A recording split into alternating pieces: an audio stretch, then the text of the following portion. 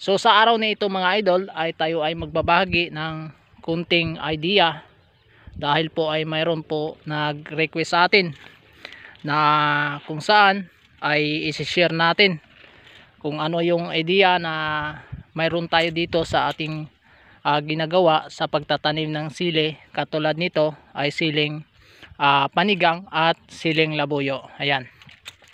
So dito lang muna tayo mag-focus sa kung ano ang distansya, kasi mayroong nagtatanong sa atin, no, si Noel Binhil, no, shout out sa iyo idol, at maraming salamat sa patuloy mo na pagsuporta sa ating ginagawa at sa pagpapanood sa ating videos na ina-upload sa channel na ito.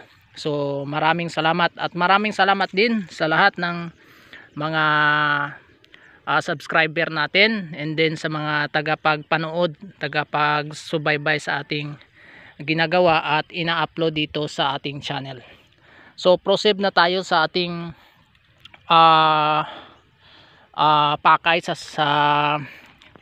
sa pagkakataon na ito. Isi-share po natin, kasi nagtatanong isang kaibigan natin kung ano ang sukat, no, sa pagtatanim ng sili. So makikita nyo yung sili natin. So ito po ay hindi pa umabot ng isang buwan, no, ang sili natin. So yung pagsusukat mga idol, isi-share ko lang yung idea na kung ano ang idea na mayroon ako sa dito sa tinatanim namin. So basically, no, susukatin natin ng tama para kung sa ganun makikita nyo talaga kung ano yung sukat na mayroon tayo dito, no. Pero nakadepende din sa klase ng lupa na ating tinaniman ng ating sili. So ano lang natin, gawan na natin ng paraan ang katanungan ng ating isang kaibigan, para po na kung sa ganun ay mabigyan siya ng idea kung papaano, kung ano ang distansya magtanim ng sili. So proceed na tayo. So dito tayo sa puno ng ating sili, no, dito sa medyo malungluwang, kaya lang dyan sa kabila, dito sa medyo manipis, para makikita talaga yung dito sa medyo manipis, sa manipis tayo mga idol, dito dito sa hitaas. Ito. So pag ang distansya ng sili, yung pag-usapan mga idol dito po ay minsan kasi nakadepende sa ating gusto, kung anong gusto natin na sukat. Pero siyempre kung bago ka pa lang magsisili, kailangan mo ng ideya kung paano. Susukatin natin ang isang distansya galing sa isang puno papunta dito sa isang puno din. Susukatin natin dito, gamit natin ang metro. So ito ay nasa 20 inches mga idol. Yan o, 20 o, nakalagay yan inches, kasi yan sa itaas kasi yan sa ilalim ay centimeter. Medyo baliktad lang paghawak natin sa ano, pero ganun pa rin yan. Yan. So 20 inches ang distansya, no. Ayun po ang mas medyo maganda, kasi kapag mayroon naman nagtatanim na medyo malapit, pero mas advantage kasi kapag medyo maluwang yung ano niya, medyo hindi makitid, no, hindi madikit-dikit na pagtanim. Kasi kapag dikit-dikit mga idol ay pwede siyang sa term kasi sa Bisaya nga term, baras, no? Kumbaga maraming dahon, kunti naman ang bunga. So hindi siya makabunga ng marami. Kaya mas maigi na medyo malaki ang distansya yung pagtatanim natin ng sili, no? Kasi mas maganda yan. Kasi kapag lalo na, no, minsan kasi madalawa kasing faktor kung bakit na pwede tayong pumili kung saan ang ano ang dapat ang pagtatanim natin, yung dikit-dikit ba o mas malaki ang distansya, no? So minsan kasi kailangan kasi yon sa quality ng lupa, idol. Kapag ang quality ng lupa mo ay hindi siya masyadong mataba, so kailangan kapag hindi siya masyadong mataba, medyo ano yung lupa mo, yung kumbaga kung tumubo yung halaman doon sa lupa tiniman mo masyadong mapayat, so pwede mo siyang idikit-dikit konti, no? Katulad nito, gawin mo lang ng 16. Pero advisable talaga, mas maganda na mas malaki ang distansya, no? Kasi yung sili, yung dahon niya, pwedeng, yung mga sanga niya pwede siyang lumawak, no? Pag lumawak na yung dahon niya, siyempre mag-aabutan yung dalawa na yan. Katulad nito, lapit na, pero eto nga medyo okay na to. Pero kung hindi ka naman mahilig mag-alaga ng sili na padami talagang pataba na nilalagay mo, abono, so okay na to. Pero kung halimbawa ang lupa mo sa inyo na gusto mong taniman ng halaman katulad ng sili, kapag masyadong mataba dagdagan mo ng konti, no, ang distansya niya. Pero depende rin, no, sa pag-aalaga kasi ang pagtatanim. Pero ang masishare ko sa iyo, idol, ito ang 20 inches, okay na to ang distansya. Pero dito naman sa kalagitnaan, halimbawa kung magtatanim kayo, parehan ito, no? Pareha sa pagtatanim namin, no? Ganyan yan. Yan. Parehan yan. So meron din tayong distansya dito, no? Ay nasa 20, no? 20 din. O kaya mahigit, no? 20 mahigit ganun.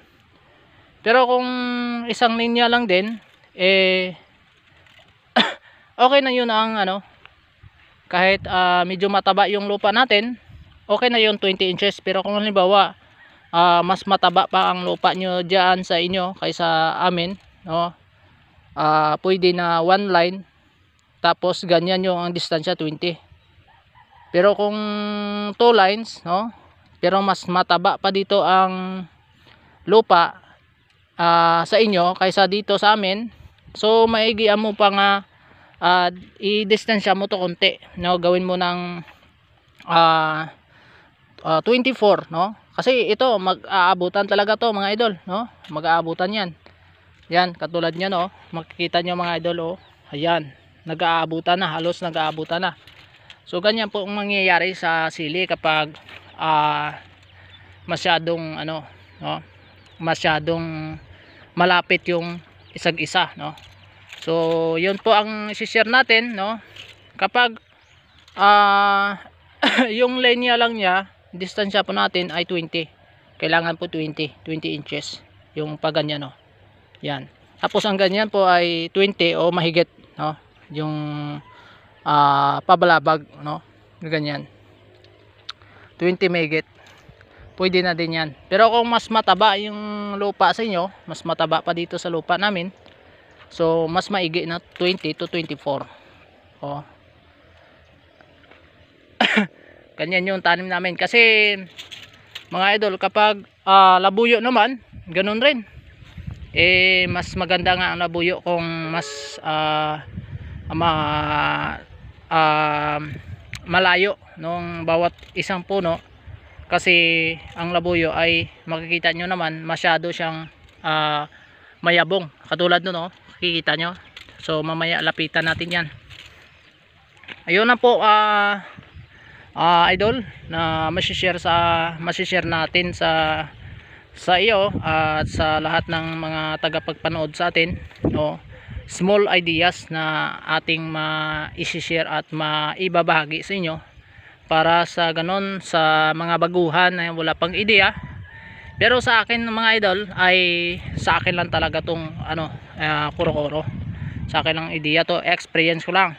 Kung gusto nyo na sa akin yan, ano lang yan talaga, idea lang yan, no, para sa mga baguhan. Pero kung matagal ka na nagtatanim, depende sa iyo kung ano ang klase o anong sukat, no. Basta sa akin ay ito lang po, 20, no, 20 inches na ganyan po, no, ganyan pong distansya niya. Pwede na 20 inches line, no, line to line, and ganyan, no, ang kanyang ano, diretso. In kanyang ano naman, yung opposite niya ay 10 din, no, 10, I mean 10, 20, I mean 20 ang gano'n, no, sa linya niya, and then ang opposite niya man ay nasa 20 din. Pwede na yan mga idol. So sa nasabi ko na, kung mataba yung lupa, mas mataba dito sa amin, mas maigi na mas distansya mga idol, kasi kapag ang sili natin ay masyado ng ano, malawak yung naabutan niya, so mag-abuta yung dalawa, yung magkadikit na yung mga ano niya, may tendency siya na hindi siya makaproduce ng maraming bunga, sanhi po sa pag-abutan ng mga kanyang sanga. Ayan.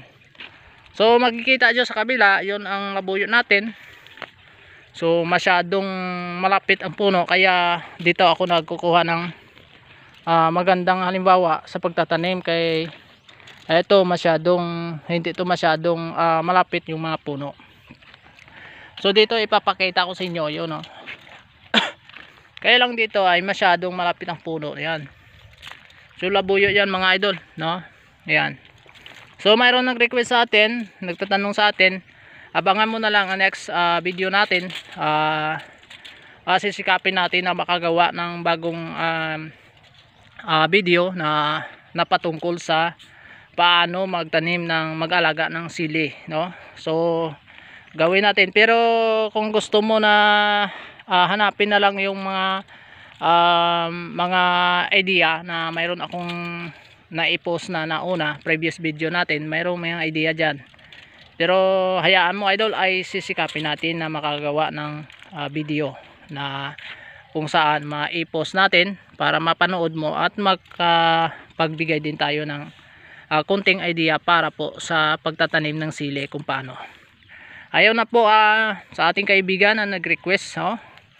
At magandang araw sa iyo. Sana ay may makukuha ka na kunting aral sa ating nagawang content, para po sa iyo ay napaka-special ka, no? Kasi ikaw yung nag-request nito. So hanggang diyan na po yung ating pagtuturo, at magandang araw po sa lahat, at huwag kalimutan i-share ang ating video, at paki-click na din ang notification bell para kung mayroon tayong bagong video na i-upload, lagi kayong updated. So God bless po.